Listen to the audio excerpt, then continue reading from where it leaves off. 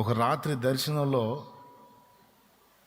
తను పొందిన దర్శనాన్ని ఆమె నా ఆత్మీయ బిడ్డతో పంచుకుంది. ఆమె కూడా నా ఆత్మీయ బిడ్డే. మరో బిడ్డతో పంచుకుంటే ఆ బిడ్డ మొన్న నాకు తెలియజేసింది ఆ దర్శనాన్ని. వాళ్ళ ఇంటి వెలుపట ఒక వ్యక్తి నిలిచి పెద్దగా ఏడుస్తున్నాడంట. వాళ్ళ ఇంటి వెలుపట ఒక వ్యక్తి నిలిచి దర్శనంలో పెద్దగా ఏడుస్తున్నాడట. ఏడుస్తున్న వ్యక్తి దగ్గరికి పరుగు పరుగున పోయి చూస్తే ఆ ఏడుస్తున్న వ్యక్తి ఆమె భర్త ఆకారంలోనే ఉన్నాడట.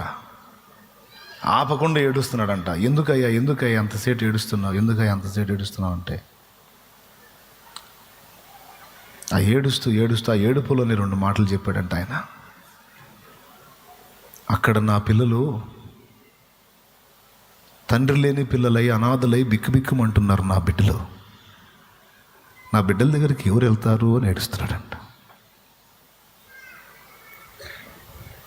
నా బిడ్డల దగ్గరికి ఎవరు వెళ్తారు అంటే అక్కడ సంఘం లేదు, సేవకుడు లేడు, సంఘం విచ్ఛిన్నం అయిపోయింది. వాళ్ళు అటు ఇటు తిరుగుతూ ఉన్నారు. అక్కడ ఉన్న అన్ని జనులు వాళ్ళు దేవుని పిల్లలేగా. ఆయన నిలబడి ఏడుస్తూ ఉన్నాడట. మీకేమైనా అర్థమైందా?